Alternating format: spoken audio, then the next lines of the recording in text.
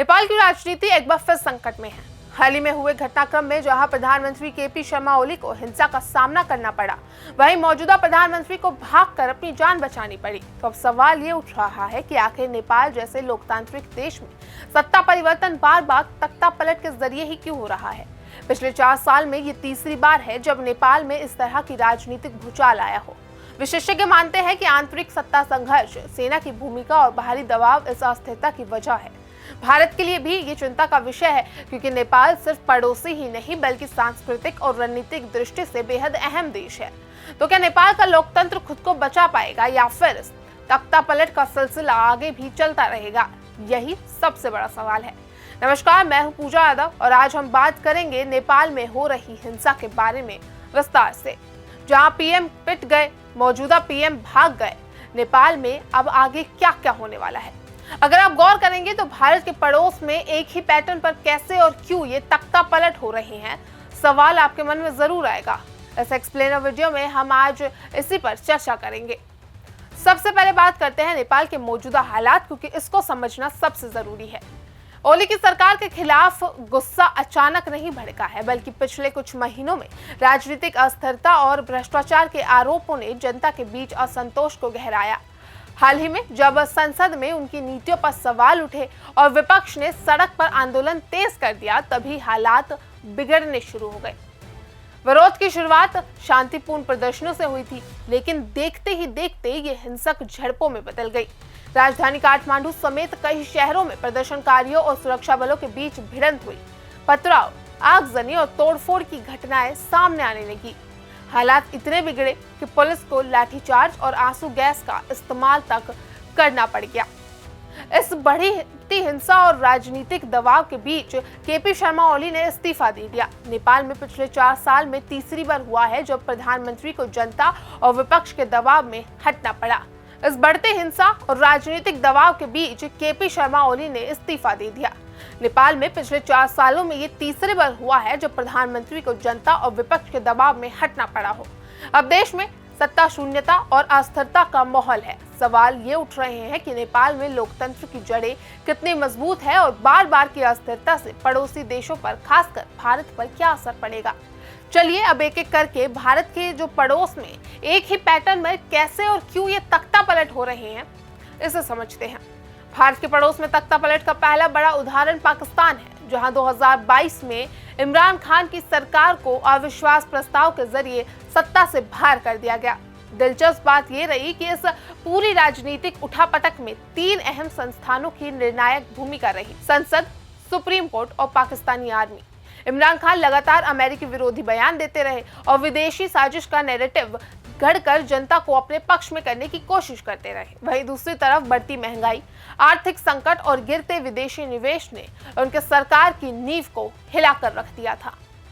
जनता सड़क पर उतरी, नारेबाजी तेज हुई और राजनीतिक अस्थिरता का माहौल बन गया। इमरान खान ने इसे अमेरिका की साजिश और सेना की मिलीभगत बताया, लेकिन विपक्ष ने इसे लोकतांत्रिक जीत करार दिया। नतीजा ये हुआ कि उनकी जगह शहबाज शरीफ के नेतृत्व में नई सरकार बनी। हालांकि सत्ता परिवर्तन के बाद भी हालात नहीं सुधरे। महंगाई, कर्ज और राजनीतिक अस्थिरता और गहराती चली गई। इससे साफ हुआ कि पाकिस्तान में सत्ता बदलना आसान है, लेकिन स्थिरता कायम करना बेहद मुश्किल। ये पैटर्न यहीं से शुरू हुआ, जिसे अब नेपाल जैसे देशों में भी देखा जा रहा है। तो वही जनवरी 2024 में बांग्लादेश में भी आम चुनाव हुए थे, लेकिन इन चुनावों ने लोकतंत्र की शाख पर बड़ा सवाल खड़ा कर दिया था। विपक्षी दलों, खास करके बीएनपी, बांग्लादेशी नेशनलिस्ट पार्टी ने चुनाव का बहिष्कार कर दिया, क्योंकि उनका आरोप था कि जो प्रधानमंत्री शेख हसीना और उनकी पार्टी है, उन्होंने पहले से ही पूरी व्यवस्था को अपने पक्ष में कर लिया है। चुनाव नतीजों के बाद देश भर में बड़े पैमाने पर विरोध प्रदर्शन और हिंसा शुरू हो गई। सड़कों पर हजारों लोग उतरे, गाड़ियों और सरकारी संपत्तियों को निशाना बनाया गया। इसी के साथ पुलिस और सुरक्षा बल के साथ झड़पें हुई। वहीं पश्चिमी देशों और संयुक्त राष्ट्र ने भी चुनाव प्रक्रिया पर सवाल उठाए और विदेशी दबाव बढ़ने लगा। सरकार पर आरोप लगा कि उसने विपक्ष को दबाने और जनता की आवाज को कुचलने की कोशिश की। बीएनपी और अन्य विपक्षी दल ने लगातार आंदोलन तेज किया, जिसकी वजह ढाका समेत कई शहर बार बार ठप हो गए। इस राजनीतिक उथल पुथल में बांग्लादेश को आपातकाल जैसे हालात की ओर धकेल दिया। नतीजा ये हुआ कि सत्ता पर सवाल खड़े हो गए, जनता का भरोसा डगमगाया और लोकतंत्र की छवि धूमिल हुई। पाकिस्तान और श्रीलंका की तरह यहाँ भी भीड़ बनाम सत्ता का टकराव अस्थिरता की जड़ बन गया। तो वहीं श्रीलंका में 2022-23 के दौरान हालात इस कदर बिगड़े कि पूरा देश ही तख्ता पलट जैसी स्थिति में पहुंच गया था। आर्थिक संकट ने जनता की कमर तोड़ दी, ईंधन खत्म, दवाइयों की किल्लत और आसमान छूती महंगाई ने लोगों को गुस्से में सड़कों पर ला दिया। जुलाई 2022 में हालात ऐसे बने कि राष्ट्रपति गोटबाया राजपक्षे को अपना पद छोड़कर देश से भागना पड़ा। जनता ने राष्ट्रपति भवन पर धावा बोला, संसद का घेराव किया और हर तरफ अराजकता का माहौल बन गया। राजपक्षे के जाने के बाद सत्ता संभालने की कोशिशें हुई और नई राजनीतिक व्यवस्थाएं बनाई गई, लेकिन विरोध प्रदर्शन थमे नहीं। लोगों का गुस्सा सिर्फ नेताओं तक सीमित नहीं था, बल्कि पूरे सिस्टम के खिलाफ था।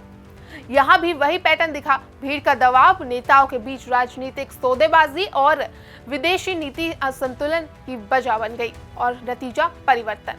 हालांकि भारत और IMF जैसी संस्थानों ने भी मदद की कोशिश की, लेकिन जनता का भरोसा बार बार टूट रहा था।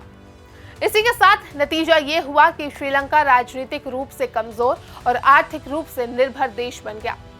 सत्ता का चेहरा बदला, लेकिन हालात जस के तस रहे। पाकिस्तान की तरह यहाँ भी स्थिरता की जगह अस्थिरता और गहराती चली गई। तो वहीं अब इस पैटर्न की समानताओं पर भी बात कर लेते हैं।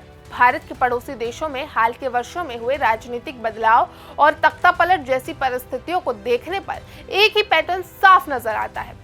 सबसे पहले जनता की महंगाई, बेरोजगारी और भ्रष्टाचार जैसे भावनात्मक और संवेदनशील मुद्दों पर लगातार उकसाया जाता है। इन मुद्दों को इतना बड़ा बना दिया जाता है कि आम लोग गुस्से में सड़कों पर उतर आते हैं। दूसरा, जो विपक्षी दल है वो जनता के इस गुस्से को हवा देते हैं और कई बार न्यायपालिका या फिर सेना के साथ उनका अप्रत्यक्ष या फिर प्रत्यक्ष गठजोड़ हो जाता है। नतीजा ये होता है कि अचानक बड़े पैमाने पर हिंसक आंदोलन शुरू हो जाते हैं, संसद से लेकर सड़कों तक अराजकता फैल जाती है। और तीसरा, ऐसे आंदोलन का परिणाम सत्ता परिवर्तन के रूप में सामने आता है। लेकिन खास बात यह है कि सत्ता बदलने के बावजूद स्थिरता नहीं आती, जनता की उम्मीदें पूरी नहीं हो पाती और देश लगातार अस्थिरता और अनिश्चितता के चक्र में फंस जाता है। अब मुद्दा यह है कि हालात भारत के लिए कितने चिंताजनक है। पाकिस्तान, बांग्लादेश, श्रीलंका और नेपाल, ये चारों देश भारत के भौगोलिक सीमा से जुड़े हुए हैं। इनके राजनीतिक और आर्थिक हालात का सीधा प्रभाव भारत पर पड़ता है। पाकिस्तान के साथ सीमाओं पर तनाव और सीमा विवाद अक्सर सुरक्षा चुनौती पैदा करते हैं। वहीं बांग्लादेश में राजनीतिक अस्थिरता या शरणार्थी संकट भारत के पूर्वी सीमाओं पर दबाव बढ़ा सकता है। इन सबके साथ ही श्रीलंका में आर्थिक और राजनीतिक संकट, विशेषकर उनके बंदरगाहों और व्यापारिक मार्गों पर भारत के व्यापार और रणनीतिक हितों को प्रभावित कर सकता है।